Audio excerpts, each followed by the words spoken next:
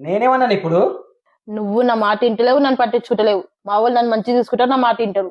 ఎవరన్నారే? నీ అవన్నీ నిన్ను నాకు ఇచ్చి చేసినప్పటి నుంచి వెళ్ళి వాళ్ళు వాళ్ళ ఆధార్ కార్డులో నీ పేరు తీసేసి, రేషన్ కార్డులో తీసేసి, ఓటర్ కార్డులో తీసేసి, ఆఖరి నిన్ను ఇంట్లోకెళ్ళే తీసేసి వాళ్ళు. అవునా? అవునే. నన్ను చూడు, నా ఆధార్ కార్డులో నీ పేరు ఎక్కించిన, నా రేషన్ కార్డులో నీ పేరు ఎక్కించిన, నా ఓటర్ ఐడిలో నీ పేరు ఎక్కించిన. అంతెందుకు, నేను మొన్న చేయించిన ఎల్ఐసి పాలసీ కూడా బినామీ కూడా నీ పేరు పెట్టినా, తెలుసా నీకు? అంటే వాళ్ళు నన్ను వదిలిపెట్టేసారు, నన్ను పట్టించుకుంటలేరు అనమాట. మాట కాదు, నిజమే. ఇంత చేసినా కానీ మళ్ళీ నువ్వు నన్ను అరుచుకుంటలేవు, మంచిగా చూసుకుంటలేవు అని పడుతుంది నన్నే. సారీ అండి. ఇప్పటి వాళ్ళ ఇంటికే పోను, వాళ్ళ ముచ్చటే తీయ. మీతోనే ఉంటానండి, మీరు చెప్పినట్టు వింటానండి. సరే సరే పోనీ, ఇప్పటికైనా తెలిసింది కదా. అక్కడ ఏముండదు నీకు, మొత్తం ఇక్కడనే, ఏది ఉన్నా ఇక్కడనే. నీ ఇంటి పేరు మారినప్పుడే మొత్తం ఇటే, అర్థమైందా?